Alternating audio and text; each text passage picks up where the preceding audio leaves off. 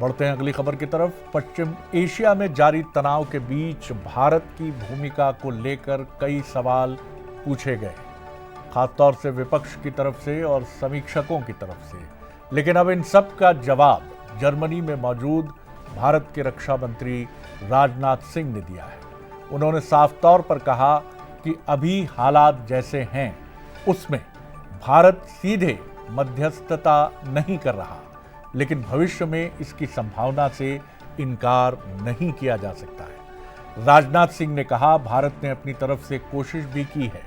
प्रधानमंत्री ने दोनों पक्षों से युद्ध खत्म करने की अपील की है, लेकिन हर चीज का एक सही वक्त होता है।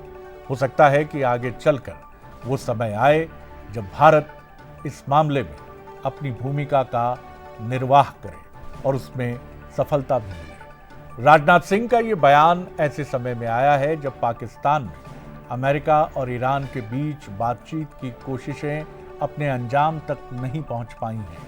ऐसे में अब नजरें इस बात पर है कि कोई तीसरा, जाहिर तौर पर भारत हो सकता है, इन हालातों में बीच में आकर मध्यस्थ की भूमिका संभाल सकता है और परिस्थितियों को किनारे तक ले जा सकता है।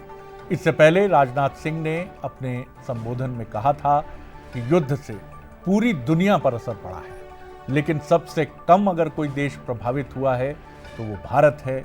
भारत के पास अभी भी तेल, गैस का पर्याप्त स्टॉक है।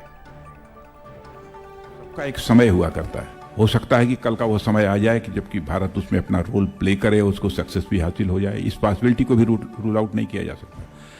प्रधानमंत्री जी ने दोनों लोगों से अपील की कि युद्ध बंद होना चाहिए और बहुत ही संतुलित अप्रोच, बहुत ही बैलेंस्ड अप्रोच हमारी प्राइम मिनिस्टर की है डिप्लोमेटिक मामलों में, इन सब सारी चीज़ों में। मिस्टर पुतिन प्रेसिडेंट से भी, उनसे भी कहा था, यूक्रेन के भी उससे भेंट हुई थी प्रेसिडेंट से, उनसे भी, दोनों लोगों से कहा। और वेस्ट एशिया की जो स्थिति है मित्रों, मैं आप सबको बताना चाहता हूं कि दुनिया के सारे देश जितने प्रभावित हुए हैं, सर्वाधिक कम यदि कोई देश प्रभावित हुआ है तो हमारा देश भारत प्रभावित हुआ है। चाहे क्रूड ऑयल का प्रश्न हो, अन्य एनर्जी के जो सब सारी चीजें हैं उनका प्रश्न हो, एलपीजी का हो, इन सब सारी चीजों का आज भी हमारे पास स्टॉक पर्याप्त है।